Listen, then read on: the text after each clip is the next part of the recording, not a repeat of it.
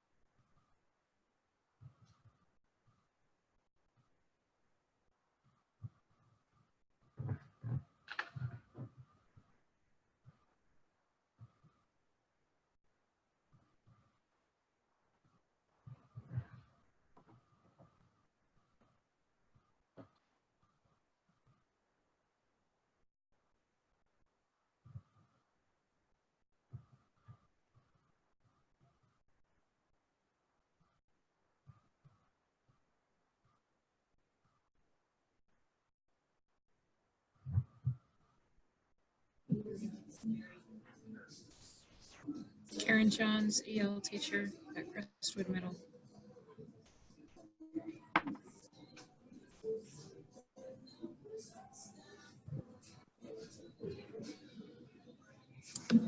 Hi, everyone. Thanks for joining us. I see some people writing their names and what program they're from.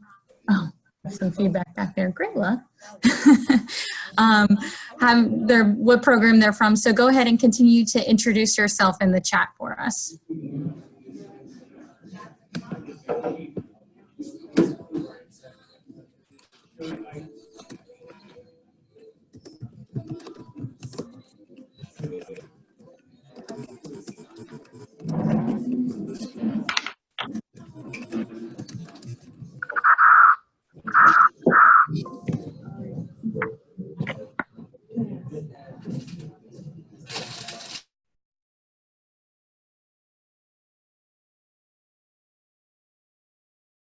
I see some people are joining us unmuted, which is throwing me for a bit of a loop. So if you happen to become unmuted at any point, if you don't mind just muting yourself to reduce the background noise.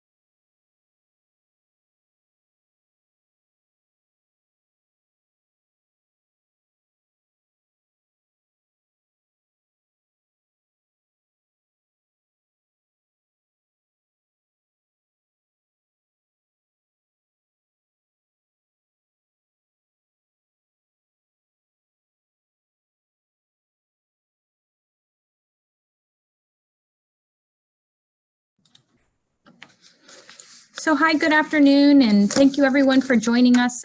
We've reached our 1:30 mark, so in the spirit of time management, I'm going to get us started. But I see that we have a lot of people introducing themselves in the chat box, and please continue to do that. We love to know who's here with us. So go ahead and put your name, the program that you're coming from, and your role in that program. So thank you for everyone who's doing that. And I see a lot of people I've met before and some people I haven't. So my name is Gina Davis. I am the Professional Development Specialist with the DLLR Maryland team, and I'm really excited to share this institute with you all and look forward to future professional development activities, not only that are requested by the local programs, but also proven necessary by our student outcomes and data. So I'm going to start today by giving us a brief overview of the Zoom platform and hopefully answer any brief technology related questions you may have. Adora, if you can kick me to the next slide, that'd be great. Great. So today we're going to be utilizing the chat feature for a majority of our questions, and also we'll have some polling. So if you don't have the chat box already shown up in your platform, if you hover over the bottom of your screen, you should see a button that looks like 3 dots in a talking window and say chat. If you're having any technical issues, feel free to shoot me a chat directly. You'd simply do that by changing the to feature from everyone to Gina Davis. So I'd be happy to answer anything you may have. If you're having microphone or difficulty hearing, please feel free to shoot me a question. All of our webinars are going to be recorded. So today and the next 3 Wednesdays, we'll have them available at a later date after they've been completed. So yes, next slide, please. So this is what I'm going to do over the next 6 slides here, and then I will kick it to Adora Beard, our wonderful partner from the GED Testing Service. So we're going to do an overview of the Virtual Training Institute itself, talk about why this is important, and then what I'm calling resources. And in my head, I think of that as Destiny's Child, bills. So resources from Adora Beard. And that will be really helpful in, hopefully improving our student outcomes because you know what's available to you from the GED Testing Service. And then we're going to do a brief wrap up and contact information. So if you have any questions that are just resonating with you after today, you're welcome to contact myself or Adora for more information. Next slide, please. Okay, so over the next 4 weeks, we will be virtually hosting each of these sessions of the Institute for about 90 minutes, which you know. These sessions are designed to improve awareness of resources and instructional strategies associated with teaching GED courses. Our goal with all professional development is to improve student outcomes through improved instruction. This week's session will be slightly different than the next 3 in that Adora will be presenting a plethora of resources that the GED Testing Service provides in order to support students. The next 3 weeks, which you'll see are math, science and social studies, and then reasoning through language arts, will be more in-depth topical understanding and provide some solutions and strategies for success when teaching GED students. And those will be done by some of our partners, Kathleen and Linda, and I'm really excited to share those with you. We hope that you attend every session, but you're welcome to attend only the sessions you find beneficial to changing your instructional strategies. So if you're, for example, not teaching math, you're welcome to not attend that session. This institute is designed to support teachers who may be new to teaching GED, individuals interested in advancing their understanding of resources, or simply looking for classroom strategies to improve instruction.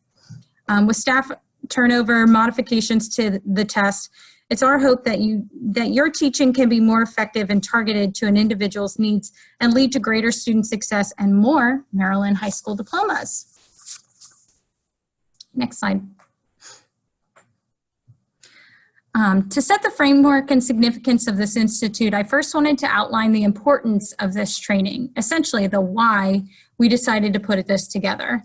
Molly from the GED office couldn't be with us today, so my comments coming that I'll be saying shortly are a combination of effort from the GED office and my desired approach to outcomes-based professional development. First, when analyzing local professional learning plans for the last fiscal year, a majority of our local programs marked that they were interested in obtaining or providing GED 101 training to their instructors, you. Since the state has not offered any training since the introduction of the current test, it became apparent that a training would be well received. First and foremost, the Maryland pass rate is lower than national average. We need to do all we can to give our students the advantages and groundwork they need to pass all 4 tests. This means that as teachers, we need to use multiple resources to understand the test content within each module, the types of questions, the scoring methods, and how to target students' needs. Additionally, Maryland's tester volume could also be increased. If we can give students the confidence to attempt their final test because they feel confident in the instruction they received, we've done our jobs. You'll see the same bullet point at the bottom of this slide as I had on the last one, more Maryland high school diplomas. Maryland issues only between 3,000 to 4,000 diplomas a year, which is not even enough to offset the ever-growing number of students who are not graduating each year. According to MSDE's annual report card on graduation, Maryland has about 7,000 students in the 9th grade who do not graduate with their class within 5 years. So as you can see, there's a lot of people that we can help. And next slide, Adora.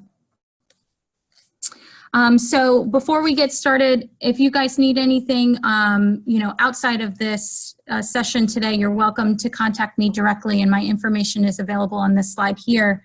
And before I turn it over to Adora, I just wanted to share this with you because she's going to be taking the lead over the next, I would say probably we're 7 minutes in, so 83 minutes here. So if you require a copy of the recording, or if you want proof of participation today for your own PD log, you're welcome to reach out to me after that. So without further ado, Adora Beard.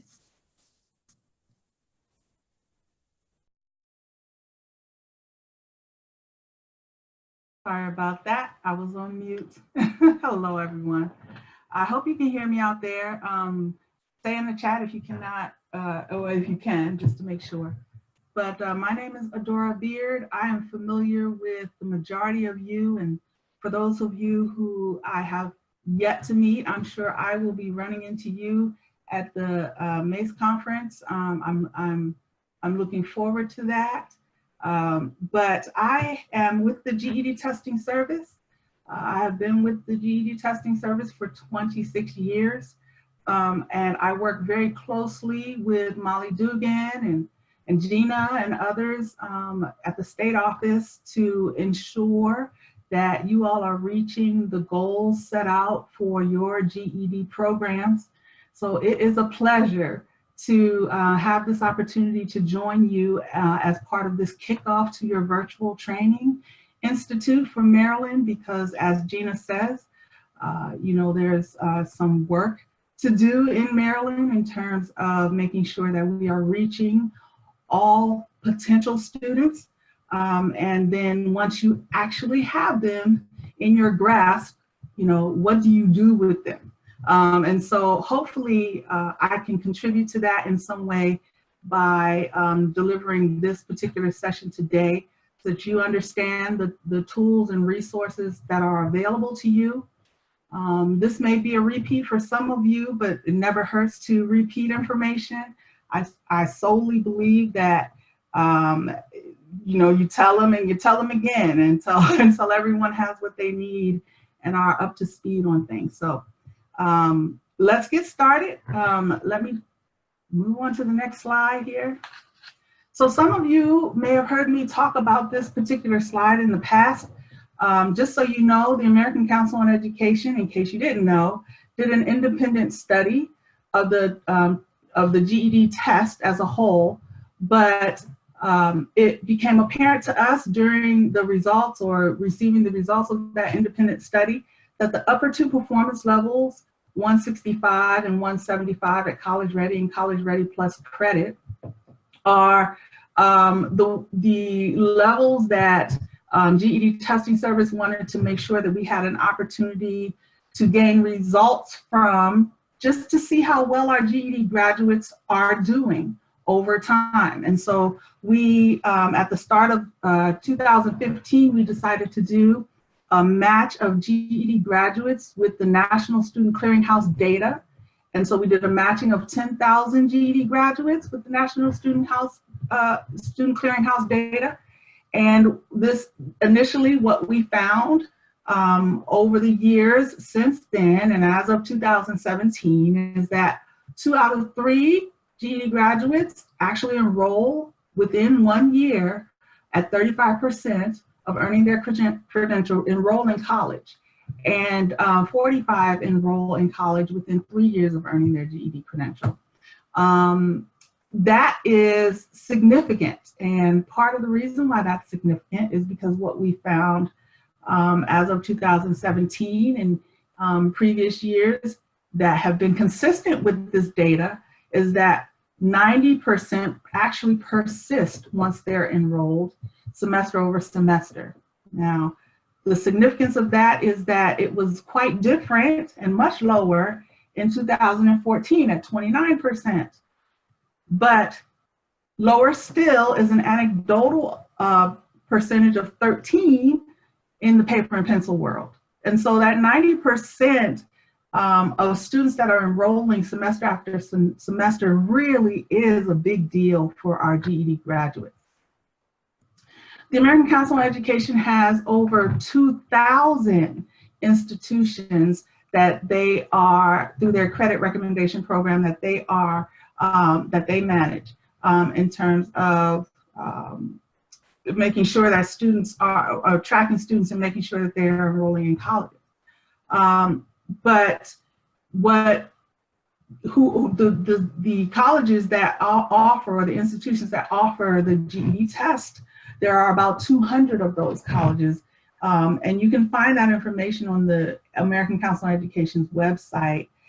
And you can also find some of that information on the GED.com website. But part of the reason why this is important too is because GED Testing Service behind the scenes is doing some communication with your institutions and your community colleges in Maryland and other states that I'm responsible for.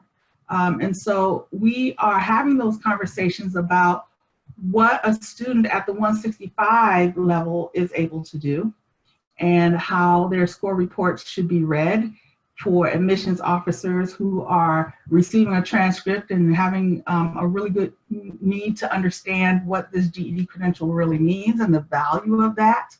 And then also for the College Ready Plus credit student at the 175 and above level, the fact that they have the potential to qualify for up to 10 college credit hours. And so we're doing a lot of legwork behind the scenes. I know there are several community colleges in Maryland who are accepting the College Ready recommendation, where students have the ability to bypass placement exams and things of that nature. So kudos to you all. We are hoping to have more community colleges in Maryland join us with that action. But this is what it looks like in Maryland in terms of the test takers eligible for the College Ready initiative. You'll notice that math continues to be our Achilles heel, even at the 165, 175 level. But this looks pretty good, considering those students who actually pass at those levels are actually a part of that 35%, 45% that you saw on the previous slide. So here's where you find the information on the GED.com website if you want to know more information about the College Ready and how the American Council on Education actually did the independent review.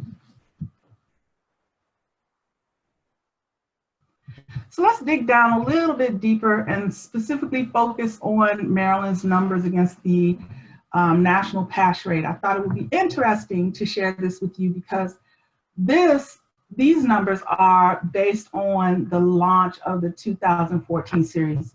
So as of January 1, 2014 until February of this year, Maryland's pass rate is 80%. That's what it is right now, against 86% national pass rate. If you were to look at 2018 numbers, Maryland's pass rate would be more around 68% against an 80% pass rate for 2018 national. So like we were saying, we have some work to do. But one of the reasons why I show you this particular number instead of the 2018 number is to demonstrate to you, or to make it more visible to you, how far you've come as a state. And this 80% is a good representative of about how many students you've actually pushed through the door to allow them to obtain a credential, and the hard work that you're doing out there, and we recognize that.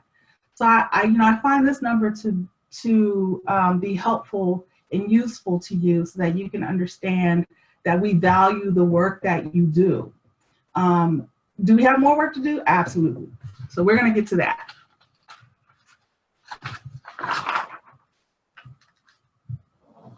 So let me show you what I mean by that. Here are the average passing scores per content area for calendar year 2018. So this is Maryland against the national numbers by content. You can see math, even though math is our Achilles heel, it is right on par with the national numbers, and every content area is that way in Maryland. So hopefully, as educators, you get a sense of the fact that what you're doing in the classroom is on point. There is no doubt about that by looking at these numbers. But let me draw your attention to the average non-passing score for 2018 in Maryland. This is what it looks like per content area. What I'm trying to show you here is that for your students who are falling below passing, the majority of them fall just slightly below 145. So there's a range of what, with 6 to, they're just, 4 to 6 deciles off. They're not off by very much. So it's not daunting. It's most definitely doable in terms of the work that needs to happen in the classroom for these particular students. This is doable. So hopefully what I can bring to the table for you is how you can add to your arsenal to help you with those students who just need to get over the hump to passing because they're not that far off. So what's in your bag, right? I guess I would ask you if you know where to find the GED tools and resources for teachers on the GED website. Do you know? If you know, please answer the poll. If you don't know, please answer the poll. Wow, look at this. And it's so funny, I'm looking at the poll now. I'm giving you the answer. So I want to tell you where you live. This is where you live. This is great that 76% of you are saying that you do know where to find the materials that you need. Under the Educators tab, that's where you live on the GED.com website.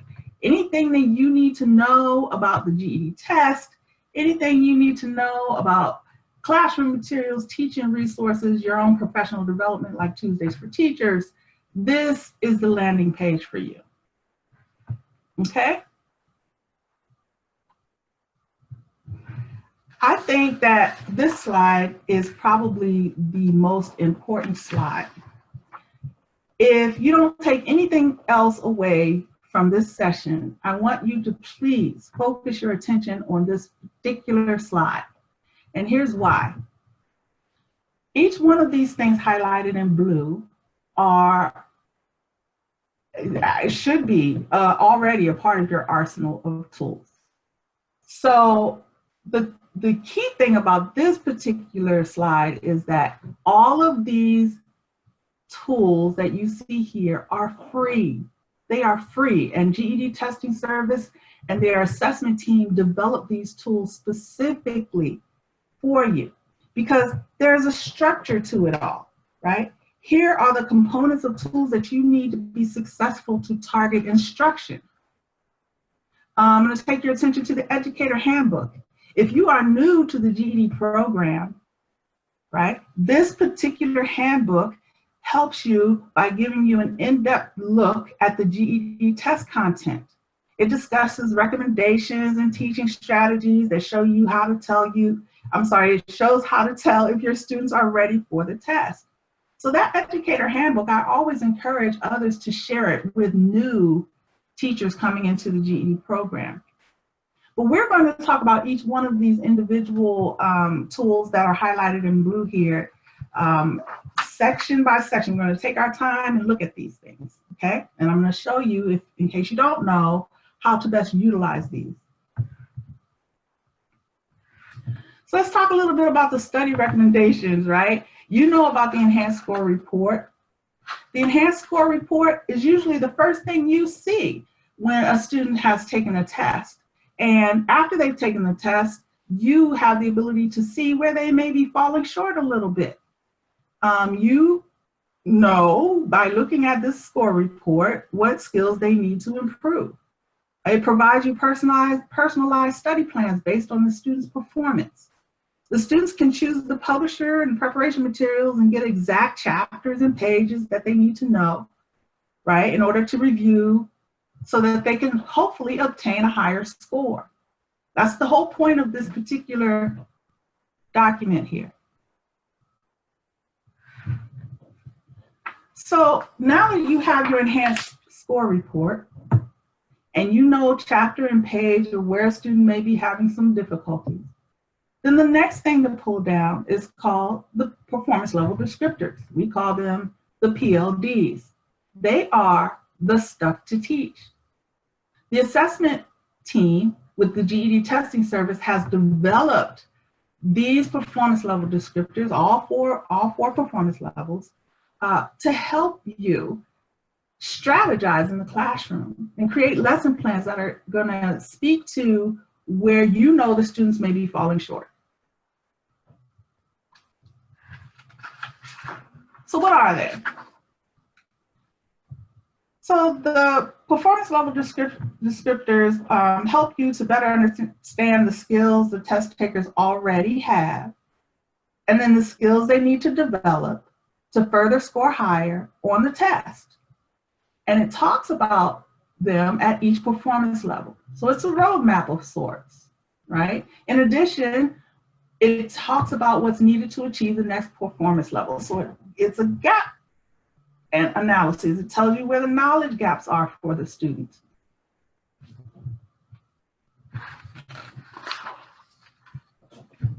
The PLDs assess where your students are, right? You can use it as a diagnostic if you're looking at it from performance level 1.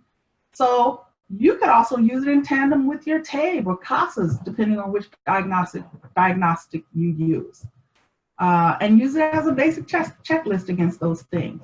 And you can also identify where to focus in order to develop skills for the next level. So if you have someone in performance level 1, for example, and you know that they're below passing or just slightly below passing, well, the PLDs will help you understand not only where the student is doing well in those areas, but how they can even push towards the next performance levels. Or if you have someone in performance level 2 and you know they passed a high school equivalency level, and that's great, but they want to score, see if they can score even higher, then PLDs, if you look at performance level 3 and 4, can help you get those students over to college ready and college ready plus credit levels. So they help you to determine when to test, right? Use PLDs along with the enhanced score report to create lesson plans and build skills. It'll help you determine when to have a student go ahead and test for GED ready or the operational GED test. It can help you shape learning activities. Right? It allows you to map outcomes to what you're doing or plan what you intend to do in the classroom. It tells you where the knowledge gaps are, of course, like I just said, and whether or not you might want to consider your approach in the classroom towards the content. So we've never had this before. It's all been a mystery to us in the paper and pencil world, for example. There was a student would take a test and you would never know. There was no indication of how you can help them do better. But now there is, right? The PLDs allow you to take the indicators on the score report and use that to define what it is that needs to happen for that specific students in your classroom. So here's where you find the PLDs, right? You go on our website at GED.com under the Educator Admins tab, under Teaching, Teaching Resources, and then you locate PLDs. Let's talk a little bit about now the assessment guide for educators, because now we're going to build up your arsenal of tools a little bit more. I'm wondering how many of you actually have seen the assessment guide for educators and have been in review of it, because if you have, it is not light reading, and I give you kudos. What the assessment guide for educators is a resource guide for you. It talks about everything related to the makeup of the GED test. The GED Testing Service use the Webb's depths of knowledge in order to measure the cognitive complex items, which is different than the Bloom's taxonomy that we used in previous test series. And so in the assessment guide for educators, you'll find that crosswalk of the 2002 series versus the 2014 series. You'll find information pertaining to norming and the standardization studies and item tryout studies. We explain scoring and the rubrics for constructive responses there. And so like I said, you know, especially if you're new to the program, this is an opportunity for you to sort of review the assessment guide for educators so that you are well versed in the GED test and its construction and how it's made up.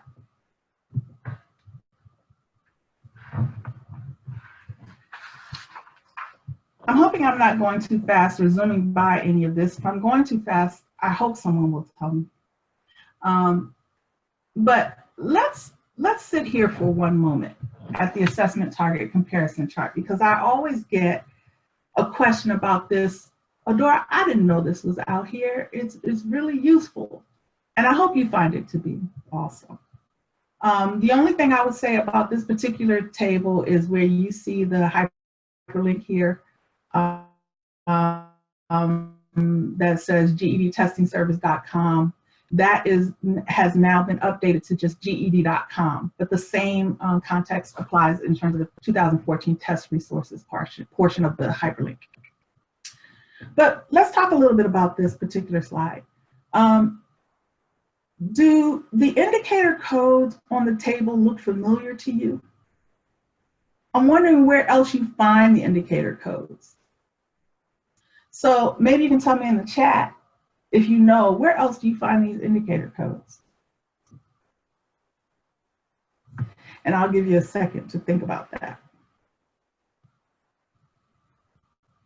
Okay. Awesome. Okay, some people are really, okay, thank you. So let me just share this with you. These indicator codes should look familiar to you because you should find them also on the enhanced score reports. The assessment guide for educators that we just talked about has the indicator codes in them.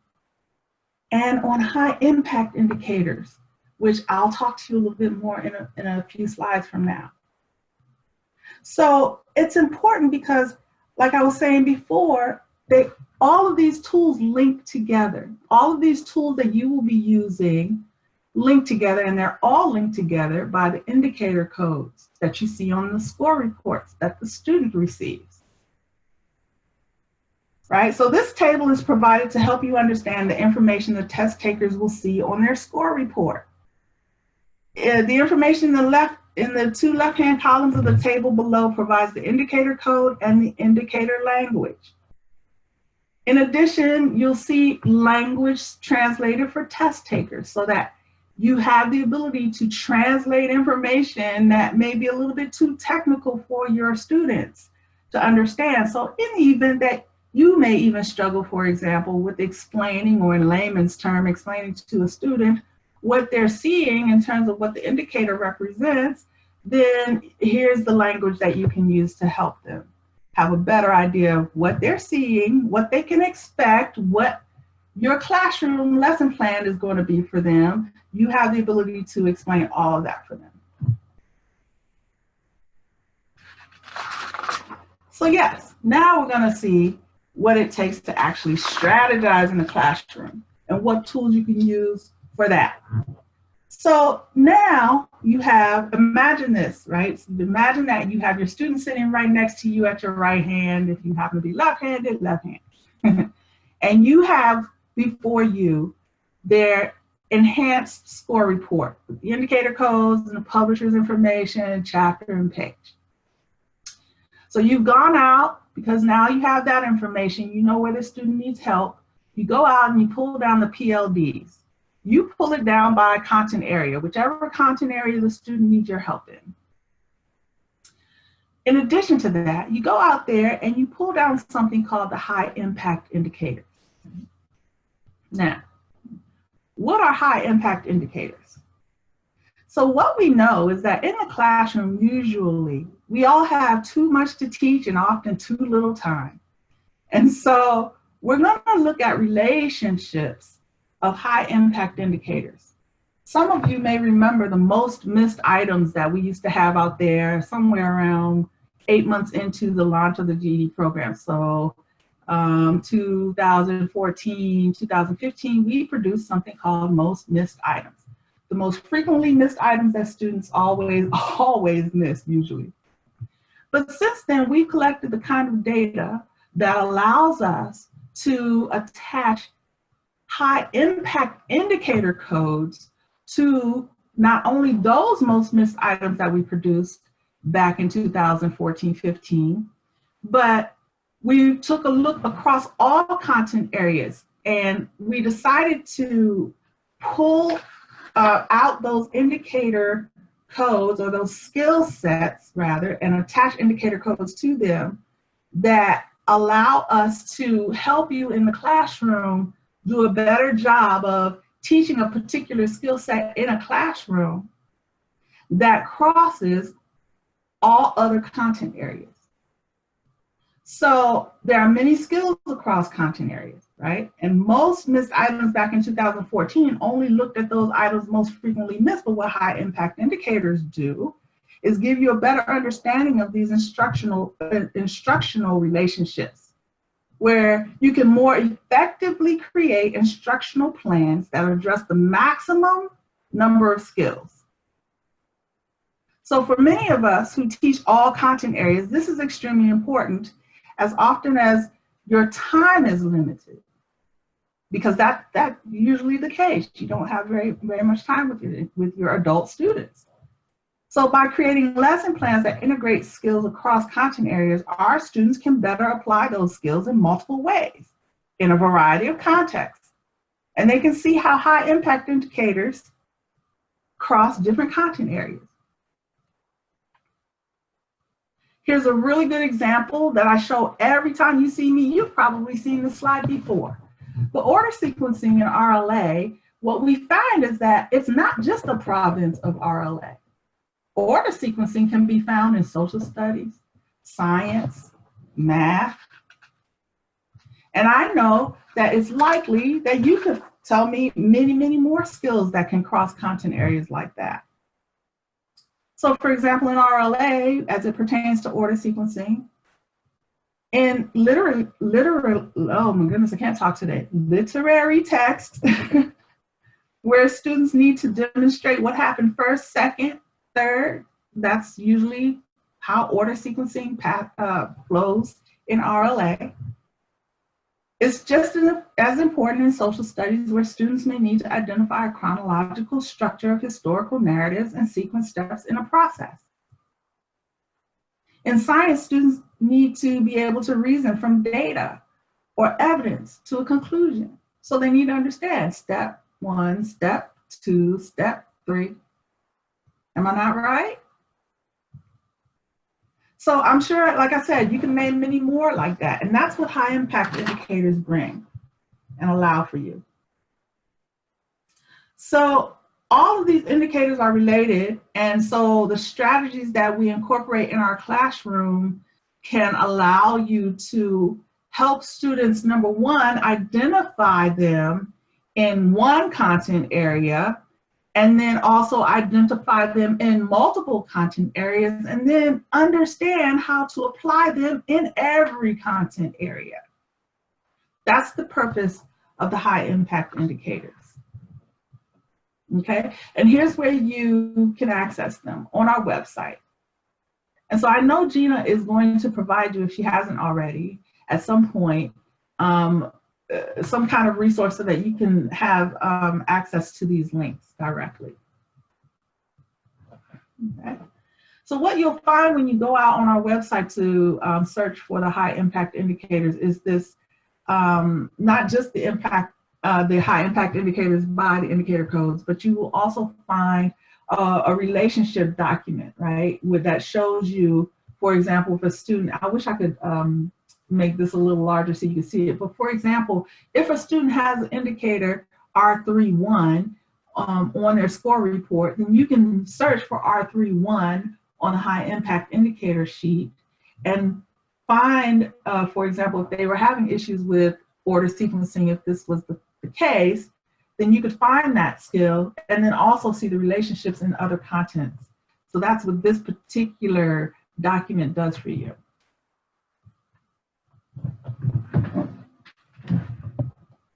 So let's move on from that.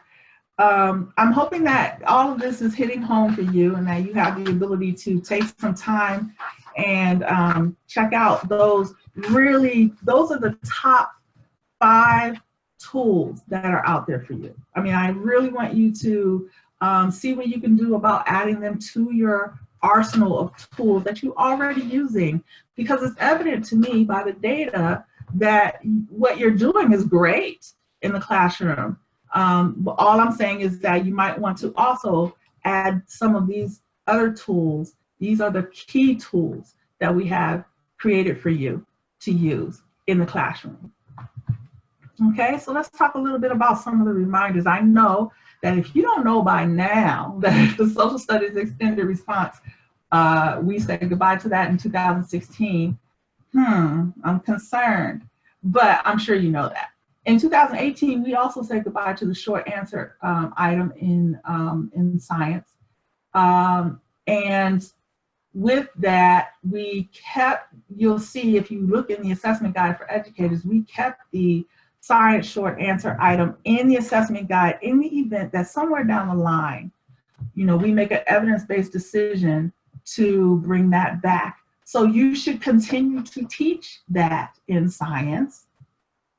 Continue to teach it, because you never know, we may make a data decision to bring it back.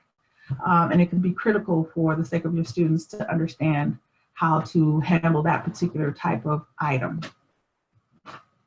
Meanwhile, social studies will not be brought back because we have the ability to measure that in RLA constructed response. So that won't be brought back. So, I'm sorry, I didn't mean to jet through that. So we're going to talk a little bit about some updates now. I know that you've heard, and I'm sure that you've heard from your students, that we have made a change to the extended response box that students type into when they go to sit down to take the test. Is quite different now. And we've also made and are still in the midst of making some adjustments to the score report. And so let's talk a little bit about that. Here's what the previous extended response format used to look like.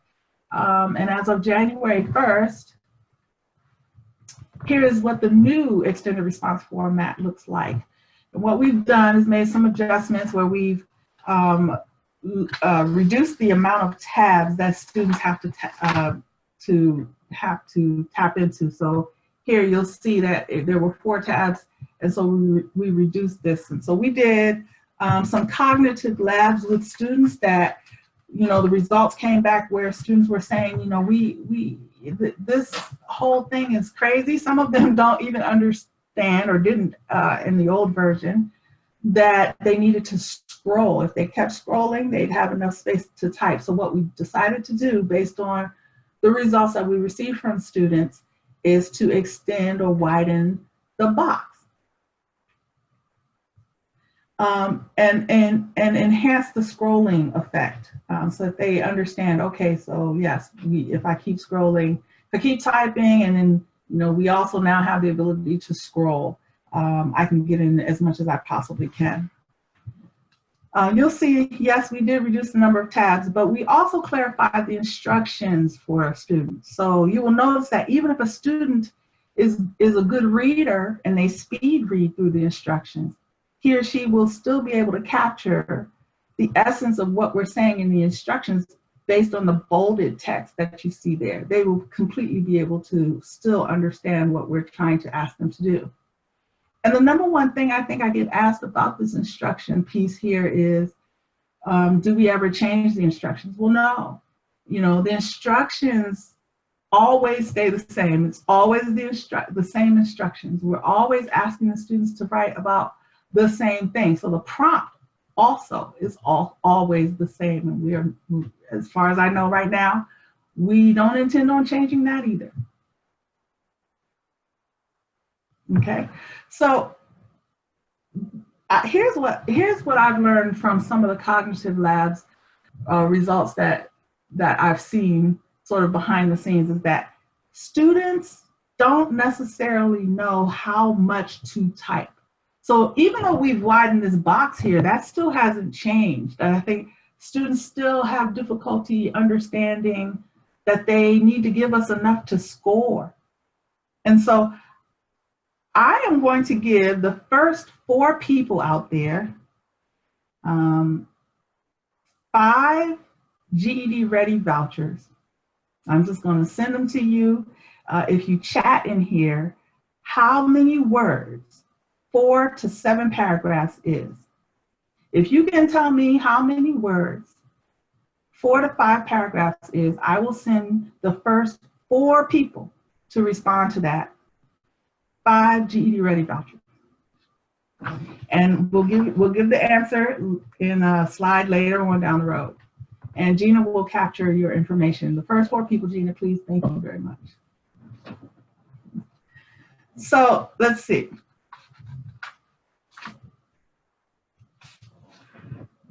So the other thing I mentioned to you that we'll talk about is the score report enhancements. And so we've been working and still working with educators and adult learners on improving the detailed score report. And we've sort of done a few surveys, or we've communicated with you all in some way about what enhancements you think we should include. And the first few things that come to our attention usually is to have us simplify the terminology and to clarify what my scores mean tab, to do a little bit more detailed work in what we offer around the what my scores means tab. Because right now, yes, you know, it is a little vague. We could do a better job of that. And so we are still working on that. And so you know, don't be surprised if when you see me, I ask you about this. Because we are looking for all kinds of feedback around the score report, because that, like I said in the beginning, is your #1 resource for knowing or understanding where a student may need some assistance from you. In addition to that, you know, we're going to do what we can on the student's account or within their account to make it easier to find.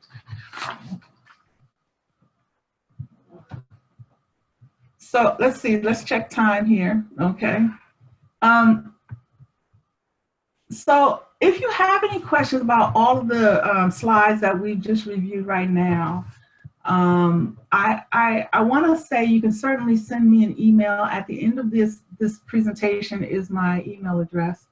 But make sure that any questions you ask me and things of that nature, you CC Molly Dugan and Gina, because I want to make sure that you know, I am responding, and if they can respond to you right away, they will. But I want to make sure that you're getting a response that you need. So let's move on. I want to tap into GED Prep Connect a little bit and talk a little bit about this particular tool, because it's a tool that a lot of you may not even know is out there. on our website. This particular tool is specifically designed for you, the adult educator.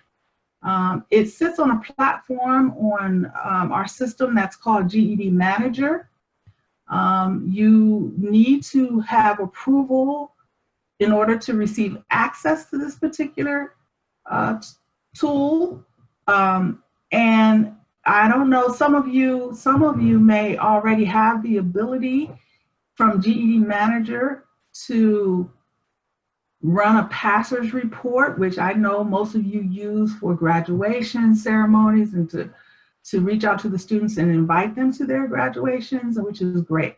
But what GED Prep Connect does is something a little bit more in-depth. It increases the awareness of adult educator programs with your candidates, with your students.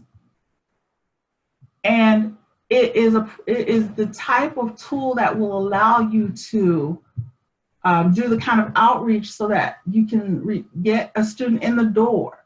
And then once you have them in the door, how to retain them. And so it promotes your programs through GED.com. And it provides the kind of information about the students as an educator that you need to know so that you can do the kind of outreach that I think that Molly and Gina was just talking about. But Molly in particular is looking for all of your programs to do more and more nowadays, is to do the outreach that you need to get them through the door, but also make sure that those students who are, it sounds like what Gina was saying, that those students who are out there, I think she was saying it was like 7,000 students that don't necessarily graduate from high school within the course of a year. How do you reach out to those students? If they've left high school, how do you get those students back in the door? Especially if you know that they've created a GED.com account, for example, but they weren't active. They didn't do anything with it. How do you grasp them? And how do you make them aware of your program? So at the time a student creates a GED.com account, they see the question, are you interested in attending a GED class? And they can choose yes or no. If they choose yes, then they get the opportunity to select a program. If they choose no, then they go on a fast track, a whole different branch of the GED system. And so you, as an educator, will be interested in those students who opt in by saying that they're going to select your program. And by them selecting your program, then they also in turn allow you to see their scores. We have a multitude of ways that students can share their scores with your program. And we ask them all along their journey. At the time that they create their account, right off the bat, we ask them, just like you saw a few minutes ago. And we ask them again at their profile page, and we ask them again once they get to the score page, and they have another opportunity once they receive their score report.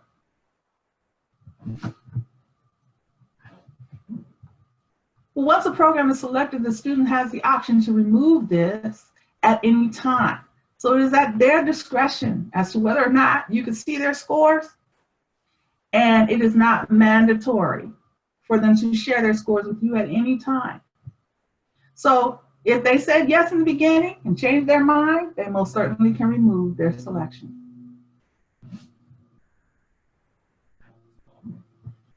So here's what's important for you and how you have the ability to find students in GED Manager. But before we go any further, let me just reiterate that your access to GED Manager and Prep Connect, which is the platform that you will be using if you want access to Prep Connect, is at the discretion of your state GED administrator, Molly Dugan. And it's really contingent upon what role you play in the program. So, and that's up to her. I have nothing to do with it. I promise you. I have nothing to do with that. But it's up to her. And but once you have access to GED Manager, and your request will go to her for that, she contacted me and informed me that okay, Adora, you know, you can provide this person access to this particular program in GED Manager. And once you have that access, and I turn it on for you, then you will always see this screen here. This screen allows you to input information about a student. You can do a search on students. You, in this box here that says GED Prep Connect enrollment status, if you were to click on that, it would be a drop-down box that talks about those students who are interested. You can select all of those who are interested, or you can select students who you've reached out to. I think you can select students who have passed, things like that, all of those kind of things. And then you can do a big search within the jurisdiction and specific to your program. And I think you can only see students that are in your program. And then you'll have an entire list here once you've done your search of the students that you can do whatever it is you need to do. And there's a way to be able to reach out to them because you have their email address, you have their GED ID, and all of that information, a phone number, all of that. So like I was saying, only about 70% of test takers do not access adult ed. I say only because that number is changing rapidly and it's becoming less and less and less. I'm finding that the more that we're doing behind the scenes outreach and we're doing the kind of outreach through GED Testing Service that you all don't see us doing, that we're reaching out to your communities and students in communities that you all don't even see. We're finding that this number is coming down. But students should be encouraged by you to select an adult ed center. But again, it's not mandatory for them to do that. So just remember that if a test taker does not select an adult ed center, you cannot see their scores. You will be unable to see them. And I get a lot of calls of people saying, "Oh, Dora, I can't see the student's scores in the system." Well, because they didn't say you could. So unless they say yes, then you won't see them. So let's tap into some professional development for you. You know, I just want to make sure that you have a really good grasp of where you can find maybe some archive Tuesdays for Teachers recordings and things of that nature, or if you were looking for something specific like making your thinking processes visible for students. Because what we know is that you all are really good about using certain methods like modeling and scaffolding in the classroom. And so whatever method you choose to use in the classroom as an educator, you know, we cover that and we do a deep dive into the content areas. So whether it's math or constructive response or something like that, we have a video that you can watch at your leisure or when you have some time. But all of that can be found on YouTube, and I'll tell you a little bit more about that in a second. But what I think the main point here is that if you are struggling with some strategies and how to come up with some good ideas around what can be done in the classroom, then we have professionals that work with us, and you may be familiar with Debbie Fawcett, and previous to this, and she's no longer with us, but Daphne Atkinson and Bonnie Goonan and Susan Pittman, and all of those people who have partnered with us to develop these teaching strategies for you. And all of these teaching strategies, just so you know, are based on some of the tools that I just shared with you and how to use them properly. So I'm hoping that many of you are already participating in Tuesdays for Teachers. But in the event that you miss out on Tuesdays for Teachers, and Gina's going to show you later on how to access how to be able to receive an invitation for Tuesdays for Teachers. But if you are unable to join Tuesdays for Teachers, just know that on our website, you can go to Professional Development tab under the Educator and Administrators tab. And the latest Tuesdays for Teachers recordings are out there for you to review. Anything that wasn't done this current year, and I think at the last quarter of last year and as of last month, has been pushed off to the GED page on YouTube. So we have, you know, a YouTube channel. And so you can now find any archived Tuesdays for Teachers on the YouTube channel.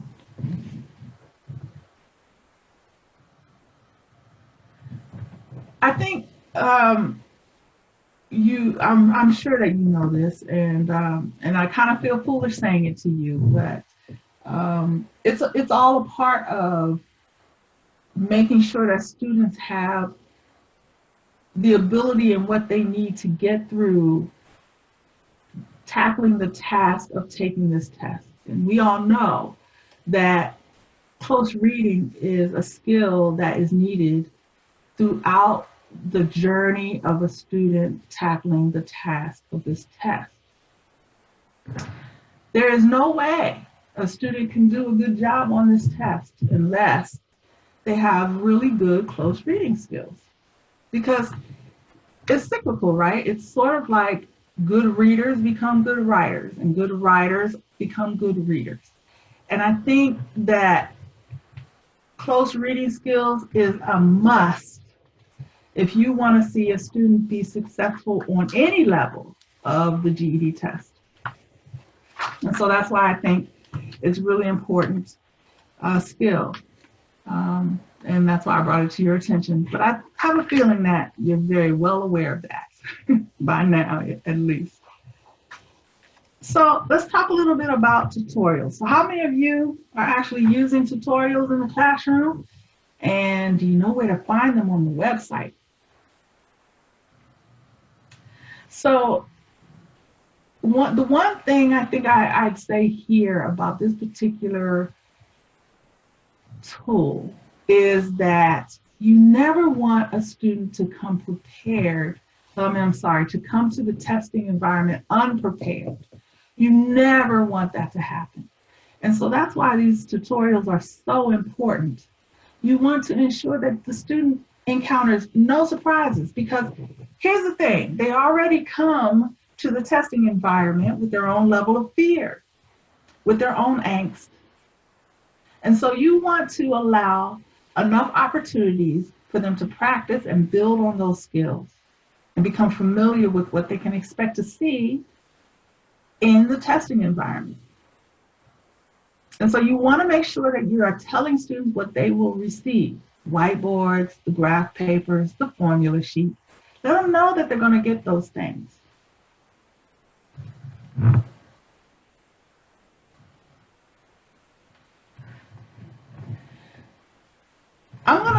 I'm not going to hover too much on some of the products that are out there, but I just want to bring it to your attention that GED Testing Service partnered with Aztec to develop a product to meet a need that students were telling us that they had. And part of the cognitive lab that I was talking about that we had with several students in the metropolitan area was that they wanted more opportunities to practice.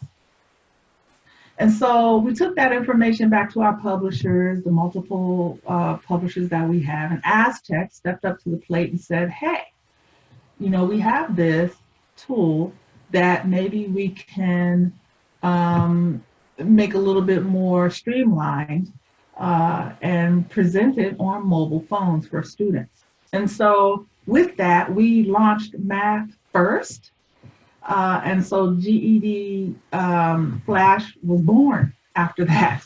And now we have all 4 content areas associated with GED Flash. And we're seeing really good success with students actually using GED Flash. I'll give an example of math, GED Flash.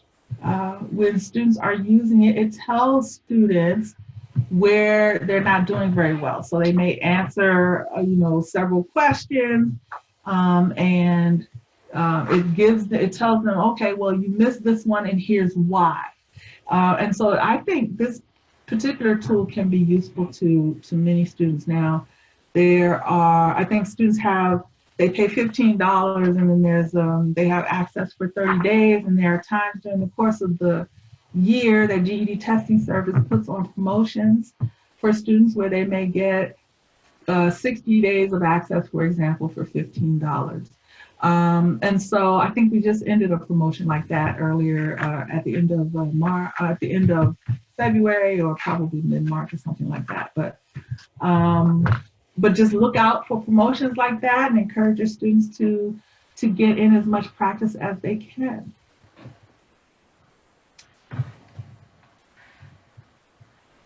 Another publisher, Kaplan, joined with us. They partnered with us to look at how we could tackle the issue around distance learning. We've had several communities across the nation, especially rural communities or communities that may have some funding issues, where they feel as if they could really make use of this distance learning tool. And so we partnered with Kaplan and Kaplan teachers to bring teachers together with students at a distance. Now, this particular product, and I want to make sure I'm saying this loud and clear, is not to take the place of any teacher at all. Quite the opposite. This particular product was developed for you to use in the classroom if you feel the need to. And here are some of the uses behind what I'm talking about. There are many teachers that use this particular tool as part of a blended classroom, as a temporary substitute teacher, for remote instruction.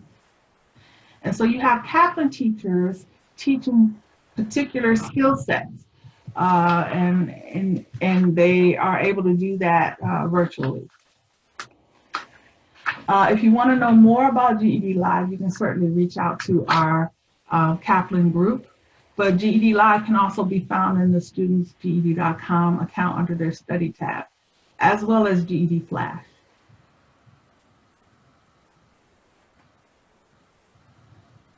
We're going to hover on this a little bit, this new extended response videos. So we partner with Pro Literacy, and these videos can be found on the Pro Literacy channel, not GED.com, but Pro Literacy on YouTube.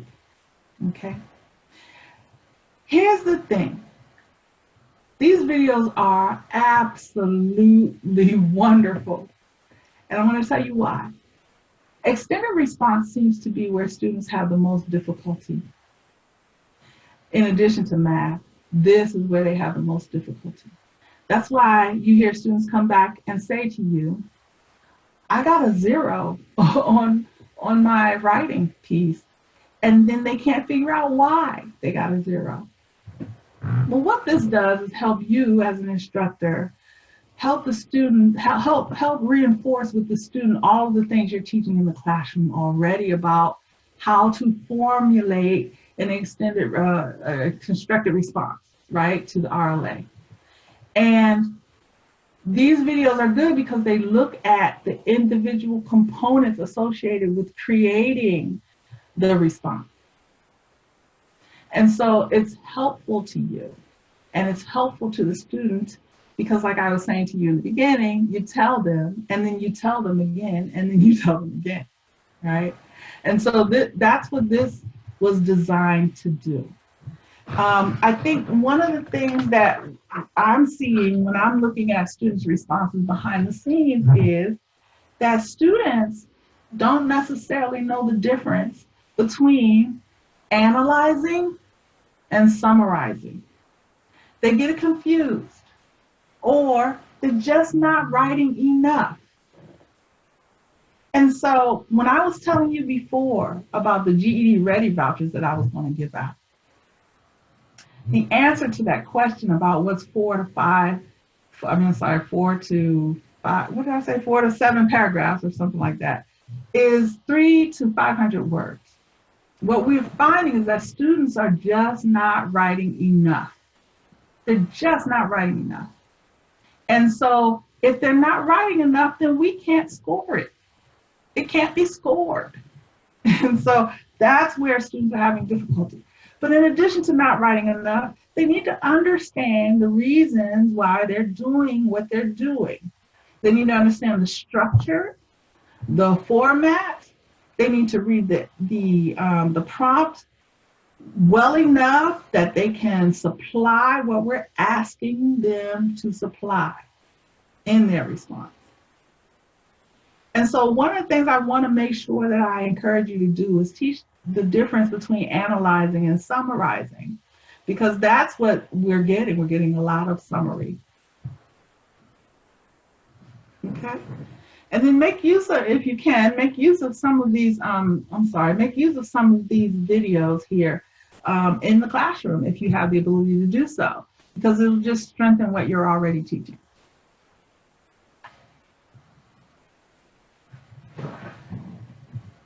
I would ask, if I was in front of you, I'd ask if you would raise your hand about whether or not you've joined, if you're receiving the in-session newsletter. It is a monthly newsletter and blog. You can go to this website, go to the GED.com website and sign up. We particularly gear most of the majority of the articles in this particular newsletter is geared towards you, the adult educator. And so we typically focus on things that are going to impact you about the GED program and what's happening in your community and things of that nature, things that interest you. But more importantly, you'll know when there's a change, like when I was showing you about the reminders of social studies and science. You'll know well in advance, so you can start to prepare to make modifications if necessary. You'll never see us offer any changes to content without any evidence. But I just want you to know that that information will usually come out pertaining to anything pertaining to assessment or test changes. Though that information you can find under Marty's Corner. I think that's what it's called in session, Marty's Corner, and that's our Vice President of Assessment, Marty Kay. But I think it's really important here because if your program are doing any outreach for your community, for example, well, it's just a matter of picking up the phone or sending me an email and saying, hey, Adora, we're going to have a GED Awareness Day. And if that's the case, then we can do some promotion through in-session. And then we can also go to your programs, your students' profiles in the programs and shout it out there. Hey, did you know in your community this is happening? So we can do it through our system. And so you want to make sure you're not only receiving the in-session newsletter, but you're also communicating with me about how to get articles that are uplifting and beneficial to your students in here. So everyone knows, and it's not just it's not just about your community. It's about nationwide. Uplifting and building people other teachers up and sharing best practices across the nation, because you never know. In Arizona, they could be doing something that could very well fit you and what you're doing, and so that's why this particular newsletter is really important. You never know what you're going to read that could be useful to you, that could help build your program. And so here we are at the end of this, and I think I'm a little early, but that's okay. I'm sure Gina can fill up the time. But I also want to make sure that you all have the ability to sign up for Tuesdays for Teachers. And here's where you would do that. I'm sure that Gina will provide more information about that for you. But basically, Tuesdays for Teachers are really important for you because this is an opportunity for you to gain professional development from the people who develop the test. And so I think that is really crucial. You want to tap into their knowledge about the GED content, and you want to make sure that you have a really good grasp of how to deliver this content in the classroom. And just help you make some really good decisions about strategies. So that's really all I have. Please let me know if you have any questions. I'm always around. I travel a lot, but I am very responsive. And that's it. Thank you. It's been a joy. Thank you very much. Thank you so much, Adora. We really appreciate that. And I see here in the chat that Joy wrote, "See you at May." So that's exciting. So we can continue the conversation in person if you need to.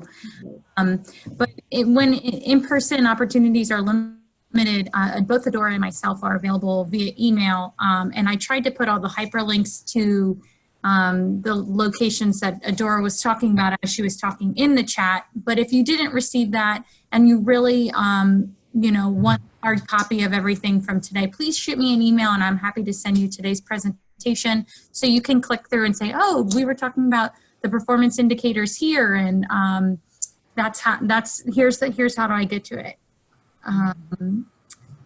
I have a question, Adora. Can you confirm about the test score expiration date?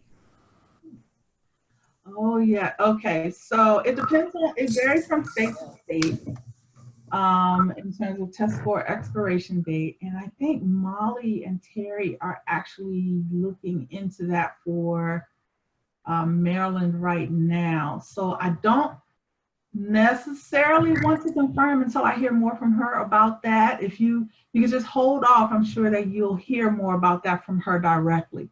But okay, and I'm happy to look into that too. So yeah, that's a really good back to that. Thank you for that question. Just reposted the Tuesdays for Teachers link for Cynthia. One of my students says it's 5 years. Thank you, Miriam. Appreciate that. So yes, right now it's 5 years. Yes, it is. Right now it is. But that's right now. Do we have any other questions while we're still on? Okay, so Whitney, it says it's 5 years on the website for the state. Thank you, Whitney. I appreciate that. Oh, and you're welcome, Jennifer. We really appreciate the time that you guys had today. And, Adora, thank you for taking your time to do this for us. If you need anything, again, please email myself or Adora, and I'm also happy to provide proof of participation today for anyone who needs that for their PD hours. So thank you guys for participating again, and we look forward to any questions we may receive or anything else that we can do to support you. Have a wonderful day. Thank you.